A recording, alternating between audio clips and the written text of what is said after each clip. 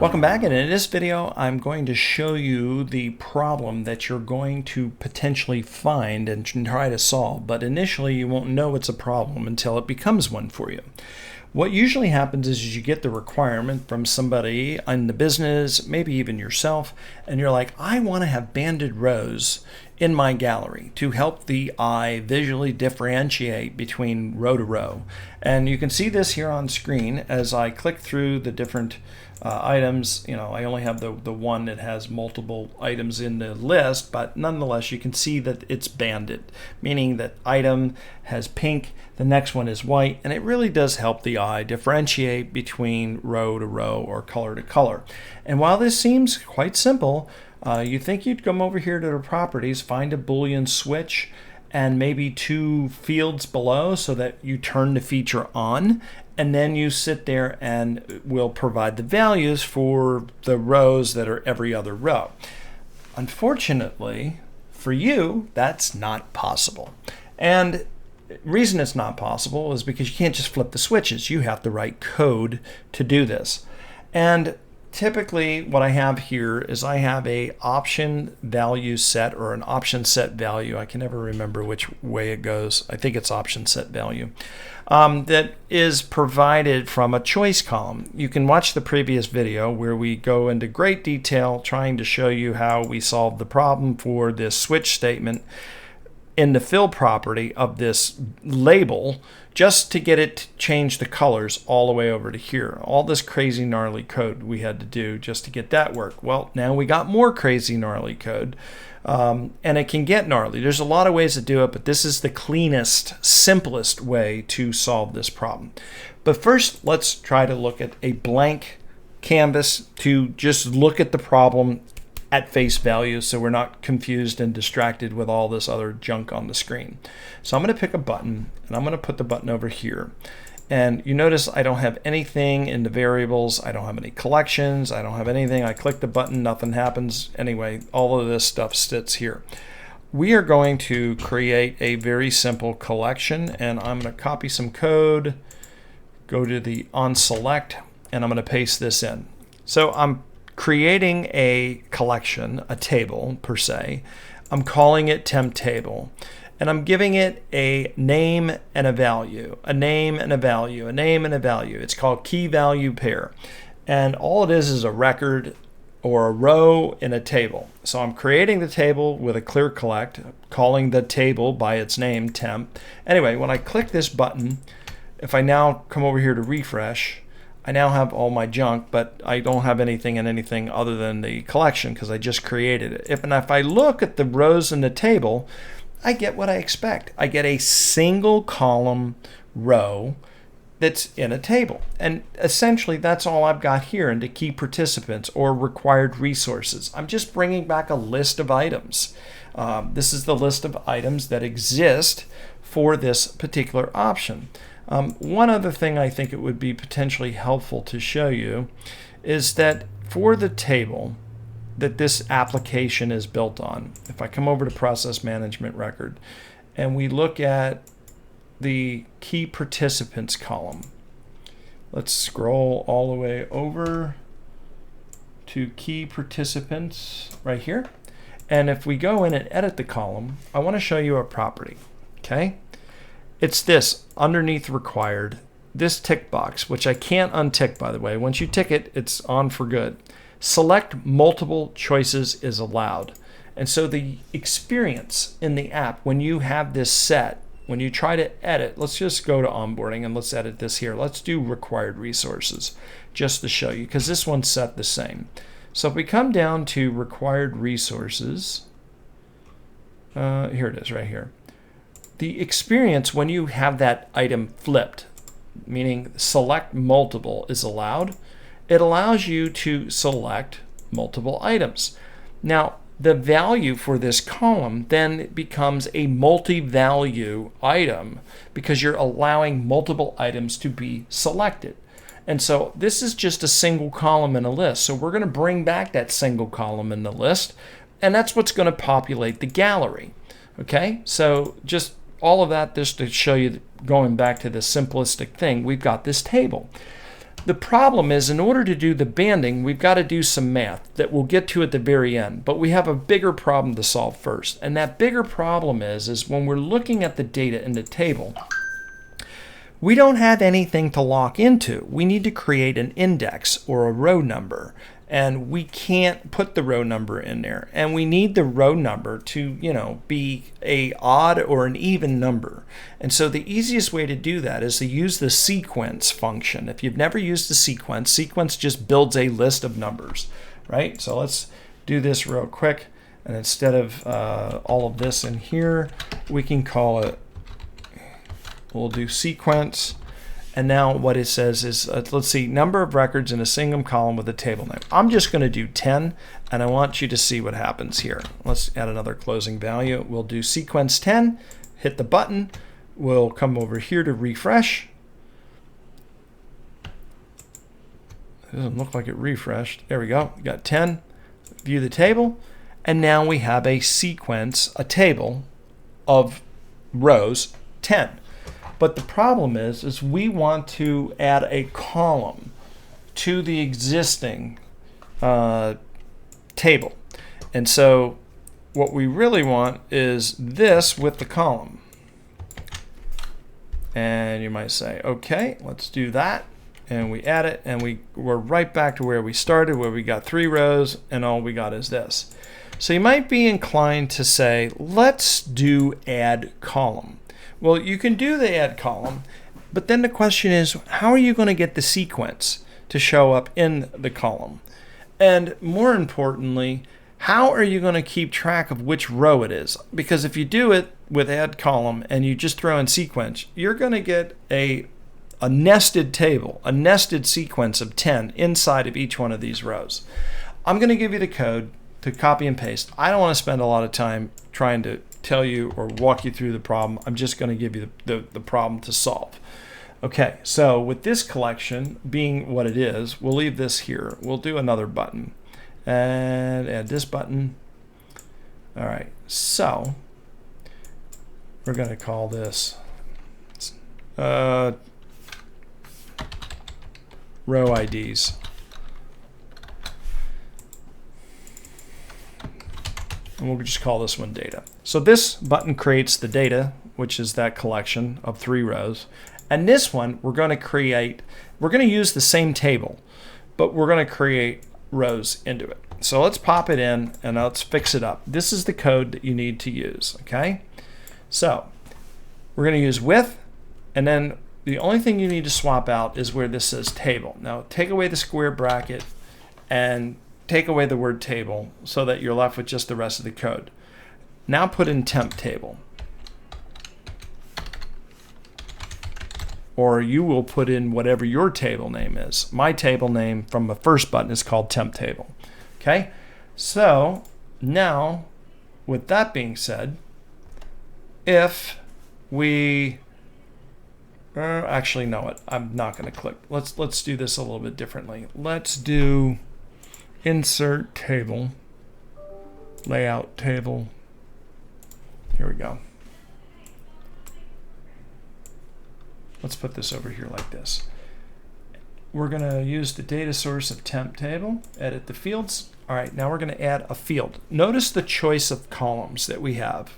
We only have the name column, and if we choose name and we choose add, we now get a table with those names. So we have a column header called name, and we've got the 3 values that we put in from our button. Quite simple. But now I'm going to change the data source for this particular item here. So let's click on the table itself from tree view. Let's go back to table. This is temp table here. So what we're going to do is let's paste in that other code. Let me come back here again. We'll come up. We'll paste all that in. We'll grab that, back all this out. Again, remove the bracket, remove the word table, remove that other bracket. I'm going to paste in this table name, which is from the first button. Okay?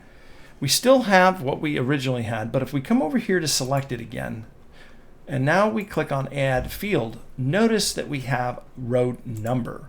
If I click add, now I get the row number column. And with a very little bit of code, very confusing, very advanced, very complicated code, especially if you're new to low code, you may not know what's going on. If you're a developer, you know exactly what's going on. You're like, oh, okay, that's cool, I get it now. But the rest of you are probably still reeling, because most of the videos that I put up that people watch, they're trying to solve a problem and they don't know how they got to where they are. They're just looking for an answer to the problem. So in this case, I'm going to drop this around so that the row number is over here. And in any event, now you can do whatever it is that you need to do. So now I have a data with the existing one. And so this is the key thing. You don't need to store this off in a variable, this code. But the data source, when you're providing a data source for something like I did for the gallery, you're going to do this trick. Except the difference is you're just going to swap out the table name so that you can do whatever. You don't need to store it in a variable because your purpose in doing this is to just get the colors. So here's what I want to talk about here. We'll walk through the code in just a few moments, but what I want to show you is the sequence that showed up here. We have the row numbers that is 1, 2, and 3. With the row numbers 1, 2, and 3, if I were to take each of these and divide them by the number 2, I'm either going to get a clean division or I'm going to have a remainder. And there's a function in Power Apps called mod, M-O-D, which means modulus, which is a mathematical term, if you're not familiar, for remainder. And if I use the mod function and I divide it by 2, in other words, if I take this number, the value of whatever's in that number, divide it by 2 with the mod function, it's going to give me the remainder in the mod. And at this point, dividing by 2 is simply going to return 0, which means there wasn't anything returned. It's 0. Otherwise, if I divide it by 2, I'm always going to have 1 left over because it doesn't divide cleanly. And that 0 and 1, 0 and 1 is either on or off or Boolean. And this is the logic that you need in order to provide what it is that you're trying to do when you're doing this banding that is over here in these lists. So let's just go ahead and save this out. See, now you see the banding that's there. And all of that is done because of this trickery. So if I come over here into this gallery that I have over here for this object and scroll down, you can see here's the gallery. If I look at the items, here is that width formula, right? It's pretty simple. There's not a whole lot of stuff. It's not simple in the code. Again, I'll go through the code in a minute. The required resources, the record, this is the column bound to, this is the virtual table and the column inside of here. And so I have all of those values come through. And it's a table, right? It's that table of that multi-select item. And that's what's being returned is the table. So because I'm passing in the table, I can do all of this. Now inside of here, there is that functionality happening in the fill color.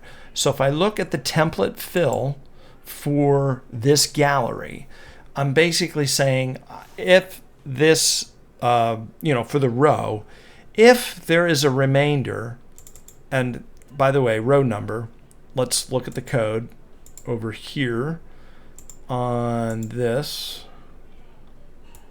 Okay, so this right here is my column. This is the column name that I'm adding called row number.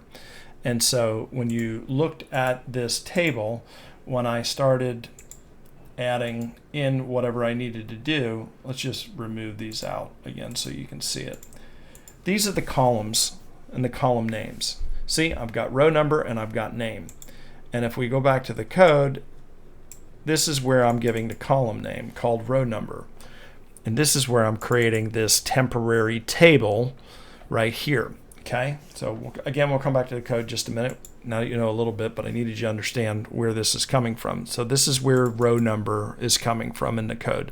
So we're saying if this item, meaning the current row, if we divide it by 2 using the mod function, we're trying to say what's the remainder? Is it a 0 or is it a 1? If it's a 1, we're going to have this color, and then obviously this is the 0, but we don't state that. We just default back to the other. And this is what gives us our banding. All of this is possible because of this other function that we wrote inside, or this code that we wrote inside of the item, when we wrapped in the data source, in this case, I'm providing a column called required resources within the record table that I created. And if you watch the other video, that the process record happens because of the onSelect property in this other gallery that's out here. So if I look at the onSelect, this is where I'm creating it, and it's a record. It's just a single record based on the current item, and that's how I'm populating it. So I'm always having just that one item. But in that column itself could be a table because, again, I have this multi-select item. All right, I told you I'd walk you through the code. I'm not going to spend too much time on it because at this point I just want you to solve it. I just want you to copy and paste the code, grab the app, download the app, copy and paste it, put it in your library. You don't need to commit it to memory because you won't use it too often, but when you do use it, you just want it to have to work and fix it. All right. The with function, basically, I want you to think of it like this. I am going to do something with this information. So that's the plain English speak. So what I'm doing is, again, I created this other button, just to recap because we showed you so much stuff. Here I created this base table or this base of information. And then over here I added this code to it. And I'm saying with that table of information, I'm going to store it temporarily in a table called record. I could call this, instead of table, I could have called it table. I could have called it whatever. But the point is, I'm doing something with it. So when I refer to it from here on out to the rest of the code, this is what I'm doing.